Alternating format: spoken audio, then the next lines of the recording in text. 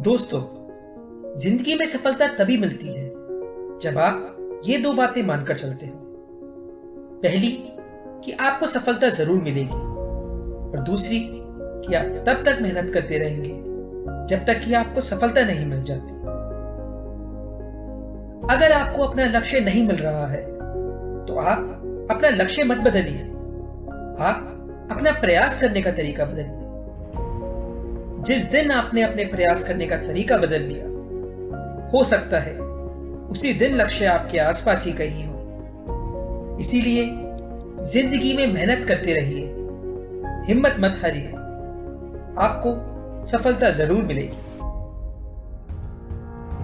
हमारी आज की कहानी भी कुछ इसी चीज से जुड़ी है।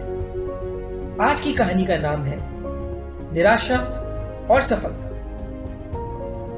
याद रहे, चाहे जमाना कितना भी डिजिटल हो जाए, चाहे जमाने में पढ़ाई लिखाई की वैल्यू कितनी भी बढ़ जाए, लेकिन एक महत्वाकांक्षी इंसान से बड़ा नहीं बन सकता। ऐसी ही कहानी है मेरे घर के पास रहने वाले राजीव की, जो एक बहुत ही गरीब परिवार में पैदा हुए थे। बात शुरू करेंगे हम आज से 15 साल पहले की, जब राजीव सिर्फ 22 साल के थे। तब तक मां बाप ने जैसे तैसे मेहनत करके उन्हें बड़ा किया, लेकिन पापा की उम्र बढ़ने के साथ अब राजीव के हाथ में ही सब घर का कारोबार था और उन्हीं पर घर चलाने की जिम्मेदारी थी। 22 साल की उम्र में राजीव को एक बहुत बड़ी कंपनी में अपनी पड़ोसी की सिफारिश से साफ सफाई विभाग की नौकरी के लिए इंटरव्यू देने का मौका मिला। वहां पहुंचते ही उस बड़ी कंपनी के मालिक ने राजीव से कहा, तुम सामने वाले कमरे को अच्छे से चमका दोगे तो तुम्हारी नौकरी पक्की। राजीव ने बिना एक भी पल व्यर्थ करे उस पूरे कमरे की काया पलट कर दी। ये देखते ही मालिक ने उसे कहा, तुम्हारी नौकरी पक्की, कल से आ जाओ, लेकिन बस एक फोटो, एक आईडी प्रूफ और हाँ, अपनी ईमेल आईडी भी जरूर बतानी हो। राजीव ने तुरंत कहा, मालिक, मैं तो गरीब व्यक्ति हूं, मैंने आज तक कंप्यूटर तक देखा नहीं, मेरी ईमेल आईडी कहां से आएगी? मालिक ने बिना सोचे समझे और गुस्से में राजीव को चिल्लाकर कहा, तुम्हारा अस्तित्व ही क्या है अगर आजकल के जमाने में तुम्हारी ईमेल आईडी तक नहीं है? इतनी बड़ी कंपनी में सिर्फ उसी को काम करने का मौका मिलेगा जिसकी ईमेल आईडी है। तुम्हारी ईमेल आईडी नहीं है तो तुम चले जाओ यहां से। यह सुन के राजीव को बहुत बड़ा धक्का लगा और उसका गरीब और मजबूर जीवन उसकी आंखों के सामने मंडराने लगा। वो बहुत निराश होकर वहां से बाहर निकला और सोचने लगा, आखिर अब क्या करूं? रात को उसने देखा उसकी जेब में अब आखिरी 1000 रुपए ही बचे हैं। जब मजबूरी में कुछ भी समझ नहीं आया, तभी उसने सोचा कि मैं इन 1000 रुपए के फल खरीद लेता हूं और उन्हें गली गली जाकर बेचता हूं।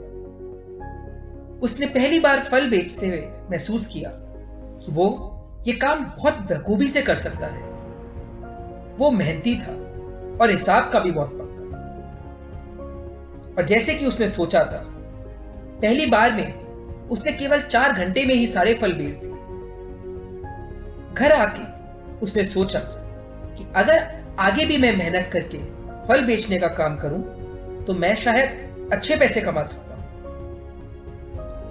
ऐसे ही करते करते उसने 1 महीने में फल खरीद और बेचकर काफी मुनाफा कमाया और अपनी खुद की रेडी भी खरीदी।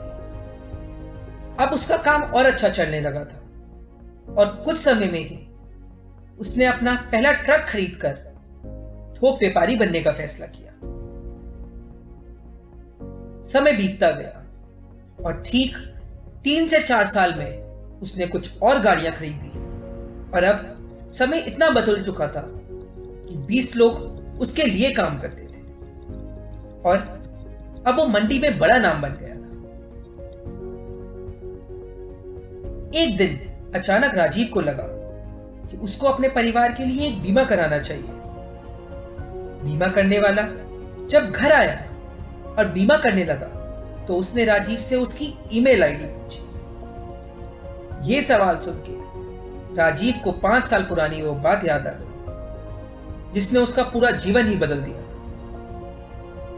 आंखों में आंसू के साथ उसने 2 पल रुकने के बाद बुलंद आवाज में कहा, मेरी ईमेल आईडी नहीं है।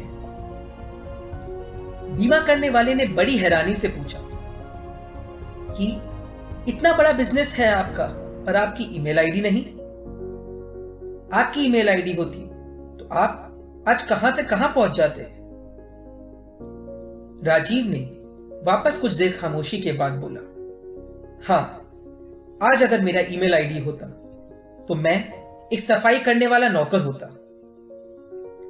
यह बात बीमा करने वाले को बिल्कुल भी समझ नहीं आई और वो वहां से चला गया। लेकिन शायद आप सभी को समझ आ गई होगी। राजीव जी पढ़े लिखे नहीं थे, लेकिन उनकी सफलता केवल उनकी पढ़ाई लिखाई नहीं तय कर सकती थी। जिस इंसान में हुनर होता है वो कभी ना कभी अपना रास्ता बना ही लेता है। आज राजीव जी बहुत ही बड़े कारोबारी हैं और हमारे पड़ोस में ही एक बहुत ही अच्छे घर में अपने परिवार के साथ खुशी खुशी रहते हैं। दोस्तों, अगर आज आपके साथ कुछ अच्छा नहीं हो रहा है तो निराश मत होइए। जिंदगी में आगे चल के नए रास्ते खुलेंगे। और आप कितना पढ़े लिखे हैं, आपकी ईमेल आईडी, फेसबुक अकाउंट या डिजिटल जमाने पर कोई भी और मौजूदगी है या नहीं, यह आपकी सफलता निर्धारित नहीं कर सकती। इसीलिए हमेशा कोशिश करते रहिए और खासकर हार के बाद अपना धैर्य मत खोइए। हो सकता है कामयाबी आपका अगली कोशिश का इंतजार ही कर रही है। तो दोस्तों, मिलते हैं अगली कहानी के साथ जल्द। अपना ध्यान रखिए। आपका कहानीकार स्टार्टअप चाचा।